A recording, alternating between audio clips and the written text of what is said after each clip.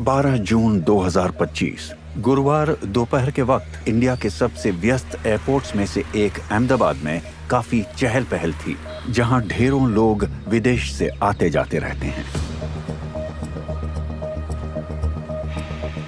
Runway पर air India की flight 171 यानी लंदन जाने वाला बोइंग 787 ड्रीम लाइनर अब टेक ऑफ कर रहा था। उसमें पैसेंजर्स और क्रू मिलाकर 242 लोग थे, जिनमें ग्लॉस्टरशायर की एक ब्रिटिश फैमिली भी थी। अकील नानाबावा, उनकी बीवी हाना वोरा जी और उनकी महज 4 साल की बेटी सारा सब इंडिया में छुट्टियां बिताकर वापस जा रहे थे। वो इस साल ईद पर डैड को सरप्राइज देना चाहता था और बोला इस साल मैं ईद डैड के साथ मनाना चाहता हूँ। मैंने कहा ठीक है, हर बार आप हमारे साथ मनाते हो, इस बार आप वहां चले जाओ। तो वो गया और उसने डैड को सरप्राइज कर दिया। डैड बहुत खुश थे क्योंकि वो अपने बेटे से मिल पा रहे थे और इसके साथ ही वो अपनी प्यारी पोती सारा और हैना से भी मिल पाए। सब लोग वहां रहे और सबने खूब एंजॉय किया।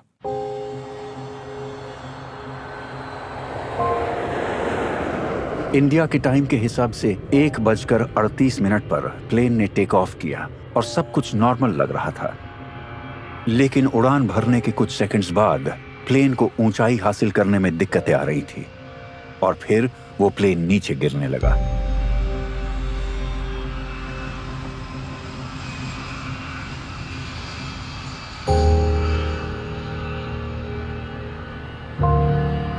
कुछ सेकंड्स बाद एक बड़े धमाके के साथ प्लेन आग की लपटों में समा गया।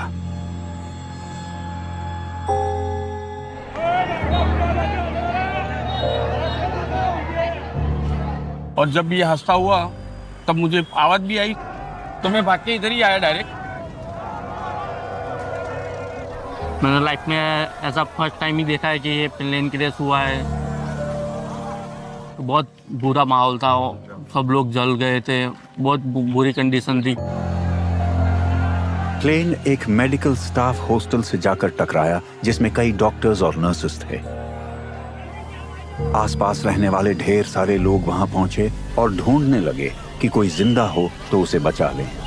तो अंदर जा गए जब हमने देखा कि कई सारी लाशें पड़ी है, किसी का हाथ पड़ा है, किसी का पैर पड़ा है, किसी का माथा पड़ा है।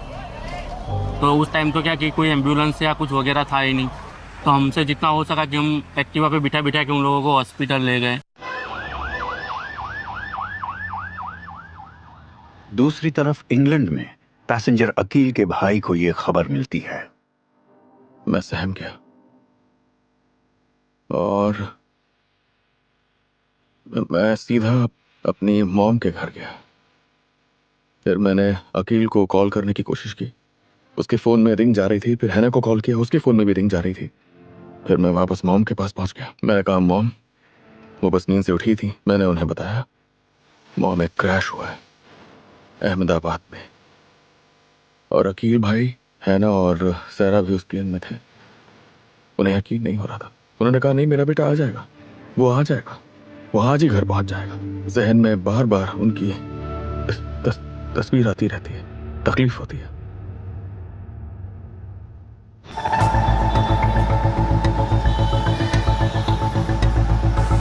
प्लेन का मलबा 300 मीटर के इलाके में फैला था। क्रैश होने के बाद 15 मिनट के अंदर 20 एम्बुलेंसेस वहां पर पहुंच चुकी थी। फिर भी वही का टेम्परेचर इतना हाई था कि हम लोग बॉडी भी ले रहे थे हमारे एम्बुलेंस में, तो हमारे स्टाफ का और हम लोगों का भी हाथ बहुत जल रहे थे।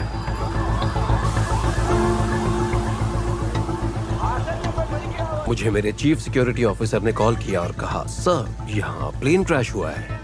और ये बात सुनते ही मुझे जबरदस्त शॉक लगा और मैं तुरंत अपनी कार में बैठा और सीधे ट्रॉमा सेंटर पहुंच गया। वहां मैंने सभी स्टाफ मेंबर्स को ट्रॉमा सेंटर बुलाया और उन्हें बताया कि बहुत सारे पेशेंट्स आने वाले हैं। उस खतरनाक हादसे में किसी का भी जिंदा बचना नामुमकिन लग रहा था।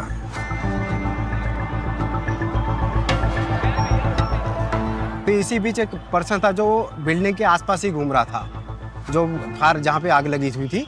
तो हमने उसको पकड़ा, मैंने पूछा तो देखा वो उसने ऐसा बोला कि जो मेरे फैमिली मेम्बर है वो अंदर जल रहे हैं। तो हमको उसका एकदम आइडिया नहीं थी कि ये किसकी बात कर रहा है। हमको ऐसा लगा कि जो बिल्डिंग में डॉक्टर रहते हैं शायद उनकी बात कर रहा है। कमाल की बात है कि वो इंसान मेडिकल हॉस्टल में नहीं रहता था, वो उस प्लेन में सवार था।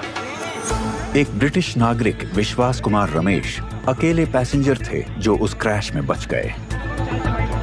तो बाद में जैसे उसको रेस्क्यू करके हम हॉस्पिटल पहुंचाया तो हमको शाम को पता चला कि वो पैसेंजर प्लेन में से बचा हुआ एक ही पैसेंजर था, जो वो कैसे बचा उसको भी आइडिया नहीं था।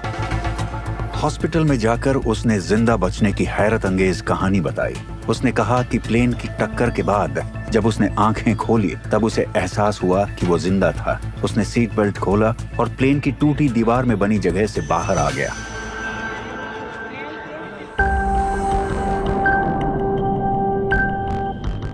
जब और कोई जिंदा नहीं बच पाया तो वो अकेले कैसे बच गया?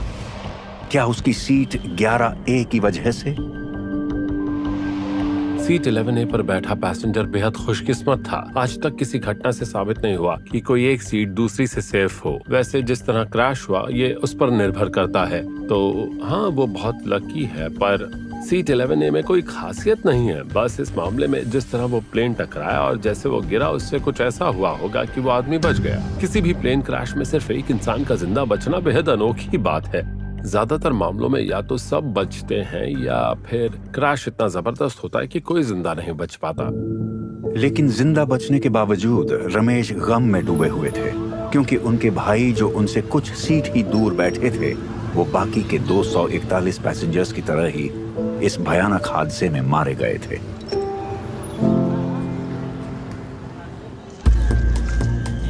ये खबर फैल गई कि ये पिछले 10 सालों में सबसे भयानक प्लेन क्रैश था और अब ये सवाल उठने लगा था कि ये क्रैश कैसे हुआ। इस क्रैश के तुरंत बाद इसकी वजह जानने के लिए छानबीन शुरू हो गई। एयरक्राफ्ट एक्सीडेंट इन्वेस्टिगेशन ब्यूरो कोई भी क्रैश होते ही तुरंत उस जगह पहुंच जाता है और उस जगह की घेराबंदी करके जितने भी सबूत मिलते हैं उन्हें जमा करने लगता है, और इन सबूतों में फ्लाइट डेटा रिकॉर्डर्स भी शामिल होते हैं। यह हादसा इंडियन एयर स्पेस में हुआ था, इसलिए जाहिर है तहकीकात करने का काम अब वही करेंगे। लेकिन कई लोग उस बारे में सब कुछ जानना चाहते हैं, जैसे स्टेट रेगुलेटर और सेफ्टी रेगुलेटर, और खुद वो एयरलाइन और मैन्युफैक्चरर्स और हवाई सफर से जुड़े दुनिया भर के रेगुलेटर्स। एक्सीडेंट इन्वेस्टिगेटर्स को तुरंत इस हादसे की खबर भेजी गई और उनका काम होता है कि उस जगह पर जाकर जितने हो सके उतने सबूतों को सही सलामत जमा करें। हमें एक बात समझनी होगी कि इमरजेंसी रिस्पांस टीम के काम की वजह से कुछ सबूत खराब हो जाते हैं। हमने एक फायर इंजन को मलबे के ऊपर से ड्राइव करते हुए देखा। जाहिर है उनकी गलती नहीं थी, क्योंकि वो लोगों की जान बचा रहे थे। उसके बाद वो कुछ बुनियादी चीजों का पता लगाते हैं, जैसे उन्हें पूरा हवाई जहाज का मलबा मिला है या कुछ पार्ट्स गायब हैं, जैसे सामने का पार्ट, पीछे का पार्ट, विंग्स का बगल का हिस्सा, इंजन। वो एक लिस्ट बनाकर चेक करते हैं कि उन्हें सब कुछ मिला है या नहीं, क्योंकि कभी कभी ऐसा होता है कि मलबे का बहुत ही जरूरी पार्ट क्रैश साइट से बहुत दूर जाकर गिरता है।